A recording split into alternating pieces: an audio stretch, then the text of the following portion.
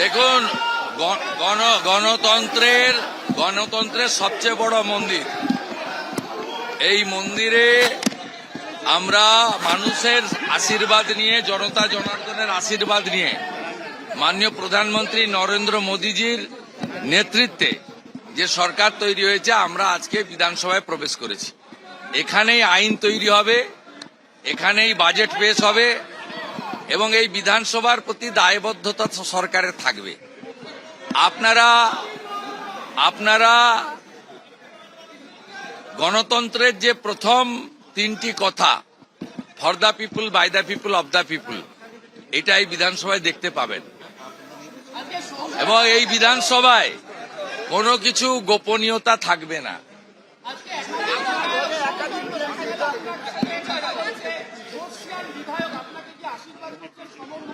না, আমাকে কি বলছে ওটা আমি বলবো না। ব্যক্তিগতভাবে তার রাজনৈতিক মতাদর্শে ভিন্নতা থাকতে পারে। আমি ব্যক্তিগতভাবে যেটা বলেছে সেটা আপনাদেরকে বলতে যাব কেন? আমি বলছি নাম না করে, তৃণমূলের একাধিক বিধায়ক আমাকে বলেছেন যে আমরা স্বাধীনতা পেলাম, এর মানে যা করার করুন।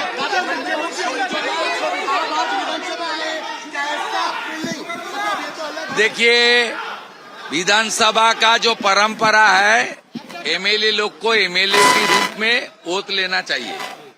वही काम आज शुरू हुआ। अब तक 143 एमएलए आज ओत ले रहा है पूरा दिन मिलके।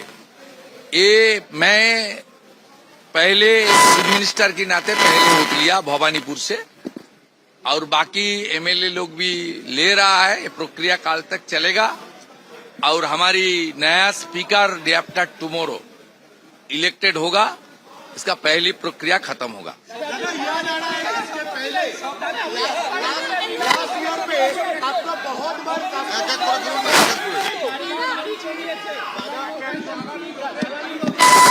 আমি ওয়েলকাম করেছি এবং আমি উনার টুইট দেখার পরে, মানে খবরটা দেখার পরে, আমিও আমার সিকিউরিটি দায়িত্বে থাকা লোকজনকে বলেছি অপ্রয়োজনীয় গাড়ি রাখার প্রয়োজন নেই।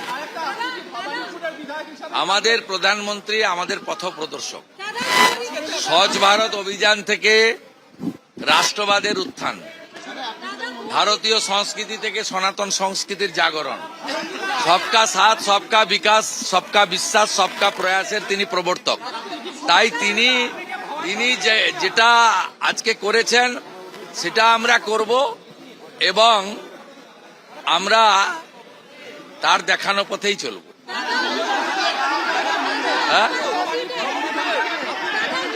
আমি দু জায়গার এমএলএ হিসেবে তো শপথ নিতে পারি না। আমি ভবানীপুর থেকে শপথ নিলাম, মানে আমাকে সংবিধান আইন অনুযায়ী নন্দীগ্রামটা ছাড়তে হবে। ছাড়লেও আমি নন্দীগ্রামের মানুষকে কথা দিতে পারি, 2009-এর 5ই জানুয়ারি ফিরোজা বিবি জেতানোর পর থেকে আমি এমএলএ ছিলাম না, কিন্তু আমি নন্দীগ্রামের সব দেখাশোনা করেছি।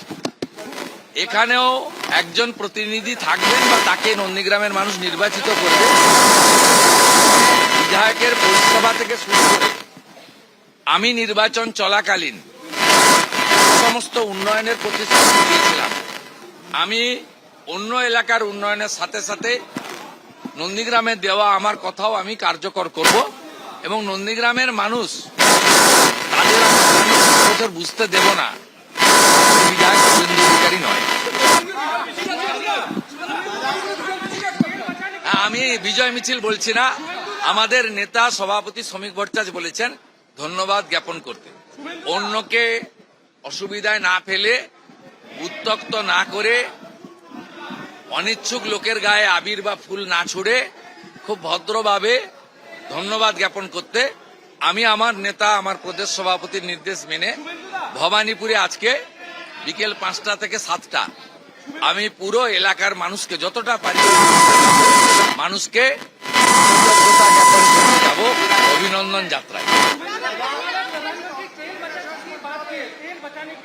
बहुत वेलकम, बढ़िया डिसीजन है। प्रधानमंत्री उन्होंने भारत में संस्कार करने का, उन्होंने एक बड़ा नेता है जिन्होंने स्वच्छ भारत से लेकर सबका साथ सबका प्रयास विश्वास से लेकर सबका विकास से लेकर उन्होंने जो जो कदम उठाई वो देश हित में, जनता के हित में। इसलिए सुबह ये समाचार तुरंत मैं भी डीजीपी को बता दिया, डायरेक्टर सिक्योरिटी को बता देने के लिए जो मिनिमम चाहिए वो रख के बाकी कातिला में ज्यादा गाड़ी रखने का कोई जरूरत नहीं।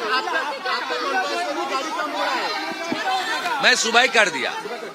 काल का मेरा कॉन्वॉय का नंबर वीडियो में देख लीजिए, आज सुबह का नंबर देख लीजिए।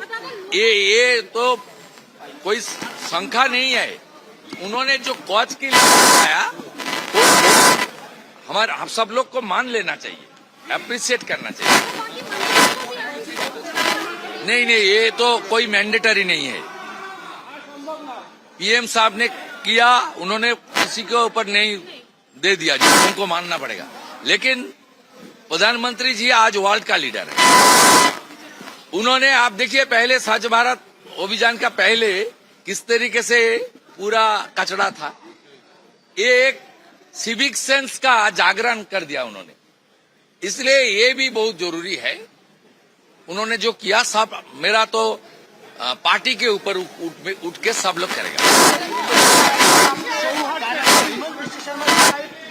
रिट्वीट किए हैं, बहुत इंटरेस्टिंग।